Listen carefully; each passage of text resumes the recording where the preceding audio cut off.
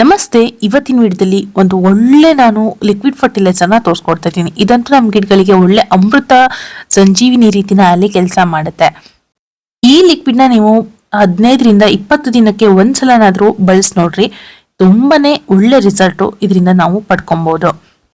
ಹಳ್ಳಿ ಕಡೆನಲ್ಲಿ ಇದನ್ನ ಹೆಚ್ಚಾಗಿ ಬಳಸ್ತಾರೆ. ಅದಕ್ಕೆ ಹಳ್ಳಿ ಸೈಡ್ ನಲ್ಲಿ ನೋಟ ಒಂಥರ ಅಂದವಾಗಿರುತ್ತೆ. ಅವ್ರ ಮನೆ ಕಡೆನಲ್ಲಿ ನೋಡ್ರಿ, ಹಳ್ಳಿ ಸೈಡ್ ಅಲ್ಲಿ ಹೋದಾಗ ಹೂಗಳು ರಾಶಿನೇ ಬಿಡ್ತಾ ಇರುತ್ತೆ. ಅವರೆಲ್ಲ ಬಳಸುವಂತದ್ದು ಇದೇ ಲಿಕ್ವಿಡ್ ಫರ್ಟಿಲೈಸರ್ ಆಗಿರುತ್ತೆ. ಇಷ್ಟೆಲ್ಲ ಕ್ಲೂ ಕೊಟ್ರ ಮೇಲೆ ನಿಮಗೆ ಆಲ್ಮೋಸ್ಟ್ ಆಲ್ ಯಾವ ಲಿಕ್ವಿಡ್ ಫರ್ಟಿಲೈಸರ್ನ ನಾನು ಬಳಸ್ತಾ ಇದ್ದೀನಿ ಅಂತ ಗೊತ್ತಾಗಿರ್ಬೋದು ಅಂತ ಅನ್ಕೊಳ್ತೀನಿ. ಬನ್ನಿ, ಹಾಗಿದ್ರೆ ಆ ಲಿಕ್ವಿಡ್ ಫರ್ಟಿಲೈಸರ್ ಯಾವುದು ಅಂತ ತಿಳಿಸ್ಕೊಡ್ತಾ ಹೋಗ್ತೀನಿ. ಅದಕ್ಕೂ ಮುಂಚೆ ನನ್ನ ಚಾನಲ್ಗೆ ಯಾರಾದ್ರೂ ಸಬ್ಸ್ಕ್ರೈಬ್ ಆಗದೆ ವಿಡಿಯೋನ ನೋಡ್ತಾ ಇದ್ರೆ ದಯವಿಟ್ಟು ಚಾನಲ್ಗೆ ಸಬ್ಸ್ಕ್ರೈಬ್ ಆಗಿ ಪಕ್ಕದಲ್ಲೇ ಇರುವಂತ ಬೆಲ್ ಐಕನ್ನ ಕ್ಲಿಕ್ ಮಾಡ್ಕೊಂಡು ಆಲ್ ಅಂತ ಆಪ್ಷನ್ ಇದೆ, ಅದನ್ನ ಕ್ಲಿಕ್ ಮಾಡ್ಕೊಂಡ್ರೆ ನಾನು ಹಾಕೋ ವಿಡಿಯೋಸ್ ನೋಟಿಫಿಕೇಶನ್ ನಿಮಗೆ ಮೊದಲಿಗೆ ಬರುತ್ತೆ. ವಿಡಿಯೋ ಸ್ವಲ್ಪನಾದ್ರೂ ಇನ್ಫಾರ್ಮೇಟಿವ್ ಅನ್ಸಿದ್ರೆ ಹೆಚ್ಚಿನ ಜನಕ್ಕೆ ಇದನ್ನ ಶೇರ್ ಮಾಡಿ, ಲೈಕ್ ಮಾಡೋದನ್ನ ಮರಿಬೇಡ್ರಿ. Comment box ನಿಮ್ಗೋಸ್ಕರನೇ ತೆರೆದಿರುತ್ತೆ. ದಯವಿಟ್ಟು ಹೋಗಿ ನಿಮ್ಗೆ ಏನಾದ್ರೂ ಡೌಟ್ ಇದ್ರೆ ಕಮೆಂಟ್ ಮಾಡಿ ಕೇಳ್ಬೋದು. ಹೌದು, ಇವತ್ತಿನ ವಿಡಿಯೋದಲ್ಲಿ ನಾನು ಸಗಣಿ ನೀರಿನ ಬಗ್ಗೆ ಸ್ವಲ್ಪ ಮಾಹಿತಿನ ಕೊಡೋದಕ್ಕೆ ಬಂದಿದ್ದೀನಿ. ಸಗಣಿ ನೀರು ತುಂಬಾ ಜನ ಗಿಡಗಳಿಗೆ ಬಳಸ್ತಾ ಇರ್ತಾರೆ, ಆದ್ರೆ ಇದನ್ನ ಬಳಸಬೇಕಾದ್ರೆ ಸ್ವಲ್ಪ ಎಚ್ಚರಿಕೆಯಿಂದ ಇದನ್ನ ನಾವು ಬಳಸಬೇಕಾಗತ್ತೆ. ಹಸಿ ಸಗಣಿನ ನಾವು ತಂದು ಗಿಡಗಳಿಗೆ ಡೈರೆಕ್ಟ್ ಹಾಕಿದ್ರೆ ಏನಾಗತ್ತೆ ಗೊತ್ತಾ? ಗಿಡಗಳ ಬೇರೆಲ್ಲ ಸುಟ್ಟೋಗುವಂತ ಚಾನ್ಸಸ್ ಇರುತ್ತೆ. ಅದಕ್ಕೋಸ್ಕರ ಹಸಿ ಸಗಣಿನ ಯಾರಾದ್ರೂ ಬಳಸ್ತಾ ಇದ್ರೆ ನಾನು ಇವತ್ತು ಹೇಳ್ಕೊಡುವಂತ ಮೆಥಡ್ ನಲ್ಲಿ ಹಸಿ ಸಗಣಿನ ನೀವು ಬಳಸಿ ನೋಡ್ರೆ ಖಂಡಿತವಾಗ್ಲೂ ಬೆಸ್ಟ್ ರಿಸಲ್ಟ್ ಅನ್ನೋದು ಸಿಗತ್ತೆ. ನಾನಿಲ್ಲಿ ಹಸಿ ಸಗಣಿನ ತಗೊಂಡಿದ್ದೀನಿ. ಆ ಹಸಿ ಸಗಣಿಗೆ ಚೆನ್ನಾಗಿ ನೀರು ತುಂಬಿಟ್ಕೊಬೇಕು. ನಾನು ಇಲ್ಲಿ ಒಂದು ರಾಶಿ ಸಗಣಿನ ಒಟ್ಟು ಮಾಡಿ ಇಟ್ಕೊಂಡಿದ್ದೀನಿ.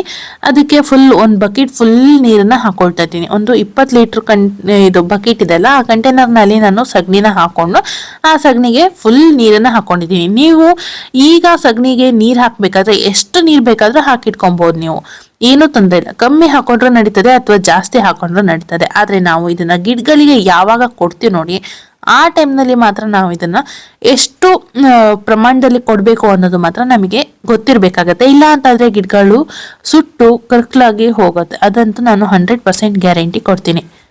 ಇವಾಗ ಇಲ್ಲಿ ನೋಡ್ತಾ ಇದ್ದೀರಲ್ಲ, ಇಲ್ಲಿ ನಾನು 20 ಲೀಟರ್ ಕಂಟೈನರ್ ನಲ್ಲಿ ಸಗಣಿನ ಹಾಕೊಂಡು ಈ ರೀತಿ ನೀರಿನಲ್ಲಿ ನೆನ್ಸಿಟ್ಕೊಂಡಿದ್ದೀನಿ. ಇವಾಗ ಇದನ್ನ ನಾವು ಒಂದು ಕೋಲ್ನ ತಗೊಂಡು ಈ ರೀತಿಯಾಗಿ ಮಿಕ್ಸ್ ಮಾಡ್ಕೊಬೇಕು. ಈ ರೀತಿ ಮಿಕ್ಸ್ ಮಾಡ್ಕೊಂಡು ನಾವು 3 ದಿನ ಇಟ್ರೆ ಸಾಕಾಗತ್ತೆ. 3 ದಿನನೂ ಕೂಡ ಸಂಜೆ ಟೈಮ್ನಲ್ಲಿ ಇಲ್ಲ ಅಂದ್ರೆ ಬೆಳಗ್ಗೆ ಟೈಮ್ನಲ್ಲಿ ಈ ರೀತಿಯಾಗಿ ಕೋಲ್ನಿಂದ ಅಲ್ಲಾಡಿಸ್ತಾ ಇರ್ಬೇಕಾಗತ್ತೆ.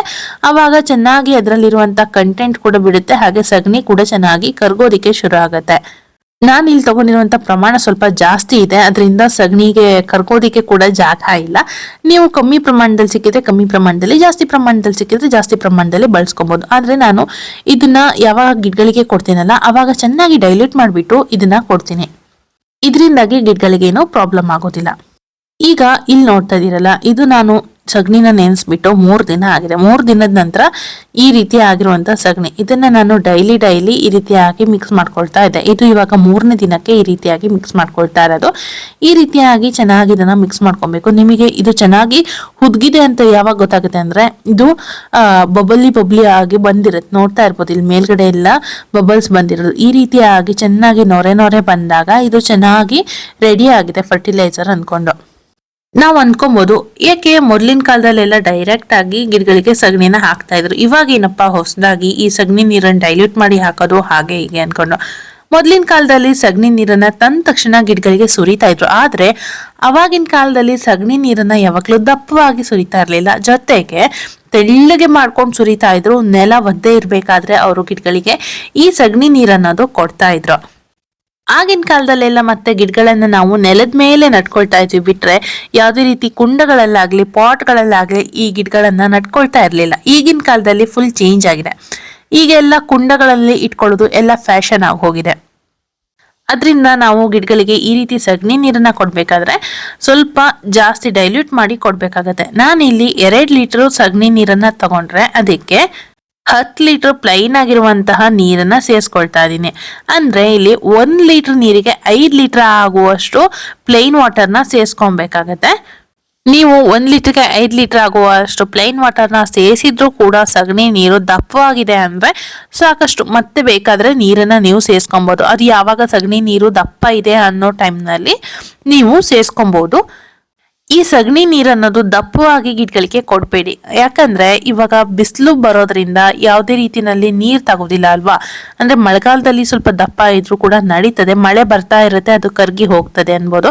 ಆದ್ರೆ ಇವಾಗ ಚಳಿಗಾಲ ಬೇಸಿಗೆಗಾಲ ಬರೋದ್ರಿಂದ ಇವಾಗ ಚಳಿಗಾಲದಲ್ಲಿ ಯಾವುದೇ ರೀತಿಯಾಗಿ ಡೈಲಿ ನೀರು ಹಾಕೋದಾಗ್ಲಿ ನಾವು ಮಾಡೋದಿಲ್ಲ. ಯಾಕೆಂದ್ರೆ ಒದ್ದೆ ಇರುತ್ತಲ್ವಾ ಗಿಡಗಳು, ಗಿಡದ ಬುಡಗಳು. ಅದಕ್ಕೋಸ್ಕರ ನಾವು ಅದಕ್ಕೆ ಜಾಸ್ತಿ ನೀರನ್ನ ಹಾಕೋದಿಲ್ಲ. ಆಗಿರೋದ್ರಿಂದ ನಾವು ಸ್ವಲ್ಪ ತೆಳ್ಳಗೆ ಮಾಡಿ ಕೊಡೋದು ಒಳ್ಳೇದು. ಇಲ್ಲ ಅಂತ ಆದ್ರೆ ಅದು ಒಂಥರ ಹಪ್ಪಳ ಎದ್ದು ನಿಲ್ಲುತ್ತೆ ನೋಡಿ ಒಣಗಿದಾಗ. ಆ ರೀತಿಯಾಗಿ ನಾವು ಇದನ್ನ ಗಿಡಕ್ಕೆ ಕೊಟ್ಟಾಗ ಆ ರೀತಿಯಾಗಿ ಇದು ಎದ್ದು ನಿಲ್ಲುವಂತ ಚಾನ್ಸಸ್ ಇರುತ್ತೆ. ಅದಕ್ಕೋಸ್ಕರ ಸಗಣಿ ನೀರನ್ನ ತೆಳ್ಳಗ್ ಮಾಡ್ಕೊಂಡು ಹಾಕೊಬೇಕಾಗತ್ತೆ. ಇಲ್ಲಿ ನೋಡ್ತಾ ಇರ್ಬೋದು ನಾನು ಸಗಣಿ ನೀರನ್ನ ಎಷ್ಟು ತೆಳ್ಳಗ್ ಮಾಡ್ಕೊಂಡಿದೀನಿ ಅನ್ಕೊಂಡು. ನಾನಿವಾಗ ಈ ಸಗಣಿ ನೀರನ್ನ ನಮ್ಮ ಗುಲಾಬಿ ಗಿಡಗಳಿಗೆ ಕೊಡ್ತಾ ಇದ್ದೀನಿ. ಗುಲಾಬಿ ಗಿಡಗಳಿಗೆ ಅಂತ ಮಾತ್ರ ಅಲ್ಲ, ನೀವು ಇದನ್ನ ಯಾವುದೇ ಗಿಡಗಳಿಗೂ ಕೂಡ ಕೊಡ್ಬೋದು. ನೀವಂತೂ ತರಕಾರಿ ಗಿಡಕ್ಕೆ ಈ ಸಗಣಿ ನೀರನ್ನು ಹಾಕಿದ್ರೆ ತುಂಬಾನೇ ಒಳ್ಳೆ ರಿಸಲ್ಟ್ ಅನ್ನ ಪಡಿಬಹುದು. ನಾವು ಯಾವುದೇ ಗಿಡಕ್ಕೆ ಕೂಡ ಈ ರೀತಿ ಲಿಕ್ವಿಡ್ ಫರ್ಟಿಲೈಸರ್ ಅಥವಾ ಬೇರೆ ಫರ್ಟಿಲೈಸರ್ ನ ಕೊಡ್ಬೇಕಾದ್ರೆ ಗಿಡದಲ್ಲಿ ಒಣಗಿರುವಂತ ಹೂಗಳು, ಒಣಗಿರುವಂತ ಎಲೆ, ಹಳದಿ ಆಗಿರುವಂತ ಎಲೆ ಅಥವಾ ಒಣಗಿರುವಂತ ಕಡ್ಡಿ ಏನಾದ್ರು ಇದ್ರೆ ಅದನ್ನ ಕಟ್ ಮಾಡ್ಕೊಬೇಕಾಗತ್ತೆ. ಇಲ್ಲ ಅಂತಾದ್ರೆ ನಾವು ಹಾಕುವಂತಹ ಎಲ್ಲಾ ಲಿಕ್ವಿಡ್ ನ ಕೂಡ ಅದು ಉದ್ರಿಸಕ್ಕೆ, ಅಂದ್ರೆ ಹೂ ಉದ್ರಿಸ್ ಬೀಳ್ಸೋದಿಕ್ಕೆ ಅಥವಾ ಒಣಗಿರುವಂತ ಎಲೆಗಳನ್ನೆಲ್ಲ ಉದ್ರಿಸ್ ಬೀಳ್ಸೋದಿಕ್ಕೆ ಅದು ಎಲ್ಲ ಫರ್ಟಿಲೈಸರ್ ಅದನ್ನೇ ತಿನ್ಕೊಂಡ್ಬಿಡುತ್ತೆ. ಆವಾಗ ನಮ್ಮ ಗಿಡಗಳಲ್ಲಿ ಹೂಗಳು ಬಿಡೋದು ಕಮ್ಮಿ ಆಗತ್ತೆ. ಜೊತೆಗೆ ನಮ್ ಗಿಡದಲ್ಲಿ ಹೂಗಳು ಜಾಸ್ತಿ ಸಿಗ್ಬೇಕು ಅಂತಾದ್ರೆ ನಾವು ಇದಕ್ಕೆ ಪ್ರೂನಿಂಗ್ ನ ಮಾಡ್ತಾ ಇರ್ಬೇಕಾಗತ್ತೆ. ಹಾರ್ಡ್ ಪ್ರೂನಿಂಗ್ ಅಲ್ಲ, ಸಾಫ್ಟ್ ಪ್ರೂನಿಂಗ್ ನ ಮಾಡ್ತಾ ಇರ್ಬೇಕಾಗತ್ತೆ. ಹಾರ್ಡ್ ಪ್ರೂನಿಂಗ್ ಮಾಡೋದಕ್ಕೆ ಸೀಸನ್ ಬರ್ಬೇಕಾಗತ್ತೆ. ಇಲ್ಲ ಅಂತಾದ್ರೆ ಗಿಡಗಳು ಹಾಳಾಗುವಂತ ಚಾನ್ಸಸ್ ಕೂಡ ಇರ್ತದೆ. ಸಾಫ್ಟ್ ಪ್ರೂನಿಂಗ್ ಮಾಡೋದ್ರಿಂದ ಯಾವುದೇ ರೀತಿ ಪ್ರಾಬ್ಲಮ್ ಇರೋದಿಲ್ಲ. ಸಾಫ್ಟ್ ಪ್ರೂನಿಂಗ್ ಅಂದ್ರೆ ಏನು? ಇವಾಗ ನಮ್ಮ ಗುಲಾಬಿ ಗಿಡದಲ್ಲಿ ಸಾಫ್ಟ್ ಪ್ರೂನಿಂಗ್ ಅಂದ್ರೆ ಏನಂದ್ರೆ, ಇವಾಗ ಹೂ ಬಿಟ್ಟಿದೆ ಅಂತ ಅನ್ಕೊಳ್ಳಿ. ಹೂ ಬಿಟ್ಟಿರುವಂತ ಎಲೆ ಇರುತ್ತೆ ನೋಡಿ ಕೆಳಗಡೆ ಸೈಡ್ ನಲ್ಲಿ ಎಲೆ, ಆ ಎಲೆಯಿಂದ 4 ಎಲೆ ಕೆಳಗಡೆ ಕಟ್ ಮಾಡಿದ್ರೆ ಅದಕ್ಕೆ ಸಾಫ್ಟ್ ಪ್ರೂನಿಂಗ್ ಅಂತ ಹೇಳ್ತಾರೆ. ಇವಾಗ ಮಾರ್ಕೆಟ್ ಅಲ್ಲೆಲ್ಲ ಹೂವಿನ ಅಂದ್ರೆ ಗುಲಾಬಿ ಹೂಗಳನ್ನ ತಗೊಳ್ಳೋದಕ್ಕೆ ಹೋದಾಗ ಎಷ್ಟು ಉದ್ದ ಬಿಟ್ಟು ಇರ್ತಾರೆ ಅದ್ರದ್ದು ದಂಟಲ್ವಾ, ಅಷ್ಟೇ ಉದ್ದ ಇಟ್ಟು ನಾವು ಕಟ್ ಮಾಡೋದಕ್ಕೆ ಅಂತೀವಿ ಸಾಫ್ಟ್ ಪ್ರೂನಿಂಗ್ ಅನ್ಕೊಂಡು. ಈ ರೀತಿಯಾಗಿ ಕಟ್ ಮಾಡಿ ಬಿಸಾಕಿ ಆಮೇಲೆ ನೀವು ಗಿಡಗಳಿಗೆ ಗೊಬ್ಬರನ ಕೊಡ್ಬೋದು. ಮತ್ತೆ ನಾವು ಗಿಡಗಳಿಗೆ ಗೊಬ್ಬರನ ಕೊಡ್ಬೇಕಾದ್ರೆ ಈ ರೀತಿಯಾಗಿ ಅದ್ರದ್ದು ಬುಡನ ಸ್ವಲ್ಪ ಈ ರೀತಿಯಾಗಿ ಕುಪ್ಕಿ ಲೂಸ್ ಮಾಡ್ಕೊಬೇಕಾಗತ್ತೆ. ಈ ರೀತಿ ಲೂಸ್ ಮಾಡ್ಕೊಳ್ಳೋದ್ರಿಂದ ಬೇರ್ಗಳು ಸರಾಗವಾಗಿ ನಾವು ಕೊಟ್ಟಿರುವಂತ ಲಿಕ್ವಿಡ್ ನ ಎಳ್ಕೊಳ್ಳುತ್ತೆ. ಇಲ್ಲ ಅಂತ ಆದ್ರೆ ಅದು ಮೇಲ್ಗಡೆ ಭಾಗದಿಂದ ಕೆಳಗಡೆ ಭಾಗಕ್ಕೆ ಡೈರೆಕ್ಟ್ ಆಗಿ ಹೋಗ್ಬಿಡುತ್ತೆ. ಬಿಟ್ರೆ ಅಂದ್ರೆ ಲಿಕ್ವಿಡ್ ಫರ್ಟಿಲೈಸರ್ ಹರಿದು ಹೋಗುತ್ತೆ ಬಿಟ್ರೆ ಅದು ಚೆನ್ನಾಗಿ ಎಳ್ಕೊಳ್ಳೋದಿಲ್ಲ. ಅದಕ್ಕೋಸ್ಕರ ನಾವು ಈ ರೀತಿಯಾಗಿ ಮಣ್ಣನ್ನ ಕುಪ್ಕೊಬೇಕು. ಅಂದ್ರೆ ಕುಪ್ಕೋದು ಅಂದ್ರೆ ಸ್ವಲ್ಪ ಲೂಸ್ ಮಾಡಿ ಕೊಡ್ಬೇಕಾಗತ್ತೆ. ಸಗಣಿ ನೀರನ್ನ ನಾವು ಗಿಡಗಳಿಗೆ ಎಷ್ಟು ದಿನಕ್ಕೊಂದ್ಸಲ ಕೊಡ್ಬೋದು ಅಂದ್ರೆ 15ರಿಂದ 20 ದಿನಕ್ಕೆ ಒಂದ್ಸಲ ಕೊಡ್ಬೋದು. ಈ ಲಿಕ್ವಿಡ್ ನ ನಾವು ಗಿಡಗಳಿಗೆ ಕೊಡೋದ್ರಿಂದ ನಮ್ಮ ಗಿಡಗಳು ಸ್ಟ್ರಾಂಗ್ ಆಗಿ ಬೆಳೆಯುತ್ತೆ. ಬೇರ್ಗಳು ದಷ್ಟಪುಷ್ಟವಾಗಿ ತುಂಬಾನೇ ಗಟ್ಟಿಯಾಗಿ ಬೆಳೀತದೆ. ಯಾವುದೇ ರೀತಿಯಾಗಿ ದುರ್ಬಲವಾಗಿ ಅಥವಾ ಯಾವುದೇ ರೋಗದಿಂದ ಈ ಬೇರ್ಗಳು ಬೆಳೆಯೋದಿಲ್ಲ. ಜೊತೆಗೆ ನಾವು ಈ ರೀತಿ ಗಿಡಗಳಿಗೆ ಈ ಲಿಕ್ವಿಡ್ ಫರ್ಟಿಲೈಸರ್ ನ ಕೊಡ್ಬೇಕಾದ್ರೆ ಕಾಂಡದ ಹತ್ರ ಹಾಕ್ಬಾರ್ದು, ಸ್ವಲ್ಪ ದೂರದಿಂದ ಇದನ್ನ ನಾವು ಹಾಕ್ಬೇಕಾಗತ್ತೆ.